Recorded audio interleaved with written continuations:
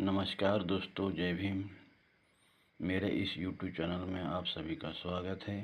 दोस्तों, आज मैं आप लोगों को इतिहास के बारे में बताने जा रहा हूँ। मेरे पास ये किताब है, वैदिक युग का काल में, लेखक राजू पटेल हैं। इस किताब में पाषाण युग से लेकर मुगल काल तक इतिहास दिया है, सबूत के साथ दिया है।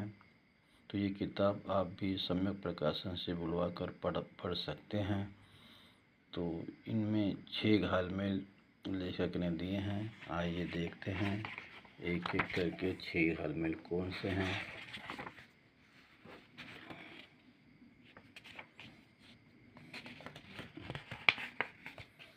तो दोस्तों, घालमेल नंबर 1, भारतीय इतिहास का प्रकार और इन सभी के बीच के घालमेल। नंबर 1, मान्यतावादी इतिहास। 2, शैक्षणिक इतिहास। 3, उत्खनन का इतिहास। मान्यतावादी इतिहास कहता है कि भारत में मनुष्य की संस्कृति एक लाख वर्ष से भी काफ़ी पूर्व से स्थापित है, जबकि शैक्षणिक इतिहास कहता है कि भारत में मनुष्य की संस्कृति मात्र 10,000 वर्ष के अंदर की ही है।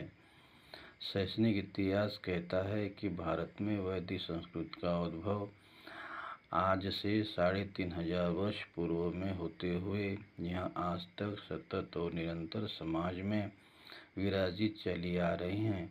जबकि उत्खनन का इतिहास कहता है कि भारत में वैदिक संस्कृति का कोई भी नगर, गांव, मकान वैदिक अनुयायी का शासक या उनका किला, उसका राजादेश, मुद्रा, शील, अभिलेख, मुद्भांड, लिपि, विदेशी यात्री का यात्रा वृत्तांत जैसी बातों का मिलना अभी तक सिद्ध नहीं हुआ है।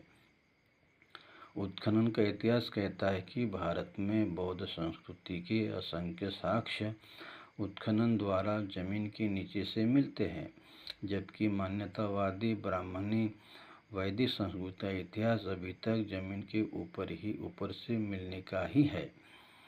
इन सब विसंगतियों से स्पष्ट पता चलता है कि भारतीय इतिहास की शैक्षणिक पुस्तकों में सत्ताभोगी और जातिगत सम्मान भोगी वर्गों द्वारा जानबूझकर पाठ्यक्रम में एक निश्चित एजेंडा, निश्चित विषय सूची के तहत घालमेल युक्त लेखन करवाया गया है, ताकि समाज का नवशिक्षित वर्ग इसी ज्ञान को सर्वोपरि मानता रहे। घालमेल नंबर 2, वेद। सम्यक काल की भाषा पाली के वेदना से निकला हुआ शब्द है। जिस वेदना का शाब्दिक अर्थ पाली में अनुभूति होता था और वेद का अर्थ अनुभव होता है, लेकिन धूर्तों द्वारा उत्पादित संस्कृत भाषा में वेद का शाब्दिक अर्थ शून्य होते हुए एक कहानी युक्त पुस्तक का नाम सिर्फ वेद होकर रह गया है। घालमेल नंबर 3, जिस प्रकार से जीव जंतु, पेड़ पौधों के जीवन प्रमाण हेतु 4 प्राकृतिक महाभूत मिट्टी, पानी, हवा, ऊष्मा की आवश्यकता होती है, उसी प्रकार से ब्राह्मणी वेद वैदिक संस्कृति के जीवन प्रमाण हेतु भी 4 वैदिक महाभूत, वैदिक मंत्र, संस्कृत के छंद द्वारा निर्मित वैदिक ग्रंथ, वेद, उपनिषद, पुराण, गीता, रामायण, महाभारत, वैदिक यंत्र, वैदिक देवी देवता की मूर्ति के साथ साथ उन सभी का मंदिर, वैदिक तंत्र, वैदिक कर्मकांड से युक्त जीवन संस्कार के प्रचलन का प्रमाण की आवश्यकता होती है। अब प्रश्न उठता है कि यह 4 वैदिक महाभूत का साक्ष्य कब से दिखता है।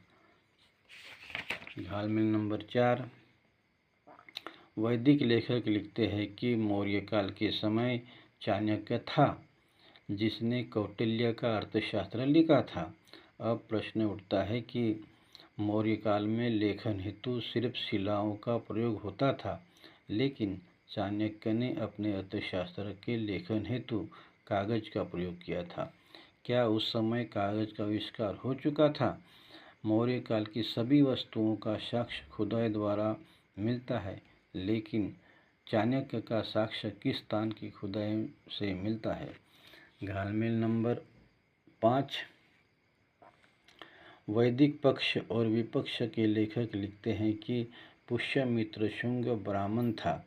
फिर शुंग काल में ब्राह्मणी ग्रंथ, ब्राह्मणी मंत्र, ब्राह्मणी यंत्र का निर्माण जरूर हुआ होगा।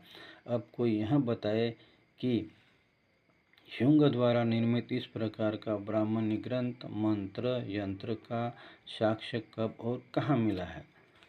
घालमेल नंबर 6। शैक्षणिक पुस्तकों के माध्यम से वैदिक सभ्यता की शिक्षा दी जाती है। पुनः शैक्षणिक पुस्तकों के अंदर उत्खनन को आधार मानकर वैदिक से पूर्व और वैदिक के बाद की रही सभ्यता संस्कृति का मिलना बताया जाता है। लेकिन वैदिक सभ्यता संस्कृति का साक्ष्य कब और कहाँ मिला है? तो इस तरह से लेखक ने 6 घालमेल दिए हैं। आज के लिए इतना ही। धन्यवाद।